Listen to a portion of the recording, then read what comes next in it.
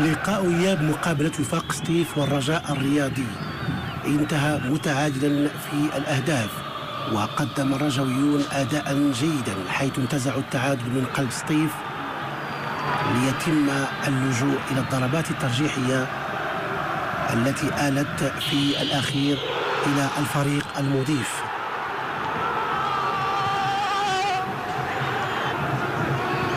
لكن فور انتهاء المقابلة لا أحد كان يتصور التطورات داخل رقعة الملعب.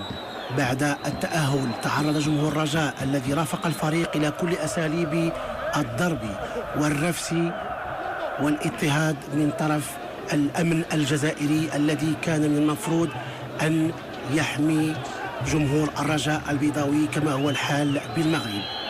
لم يسلم الجمهور ولا المسيرين من الكلام النابي وكل أساليب التجريح اللفظي والجسدي أدت إلى إصابات خطيرة.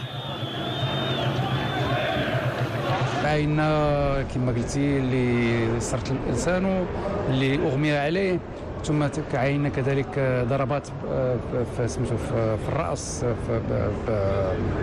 يعني كاين حالات خطيرة اللي كتستحق. كاين تقريبا شي 4 حالات هما صعاب شوية فيهم كسور اللي هما نقلوا للمستشفى بطبيعة الحال في قربوطون في دي زومبيلونس، مي لي زومبيلونس خاويين ما فيهم حتى شي حاجة، ما فيهم إلا لا سيفيير، ما فيهم ني أكسجين ني لي مويان دو بور بور ريانيمي الموسم.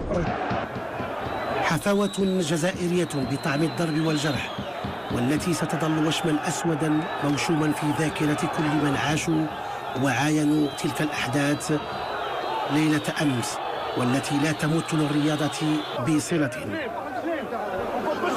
المسيرون واللاعبون والجمهور كانوا في خندق واحد في مواجهة الأمن الجزائري. احداث شغب بين الجماهير ما كانتش، يعني كانت تحيه متبادله بين الجماهير، احنا اخاوه. ولكن الناس ديال الامن انا كنظن انا الناس اللي كانوا تحت في الملعب واش كتعرفهم، واش هما صحفيين، واش هما امن. رئيس فريق نعت المغاربه بكلمات نابيه، واظن بانكم راك سجلتوا كل شيء.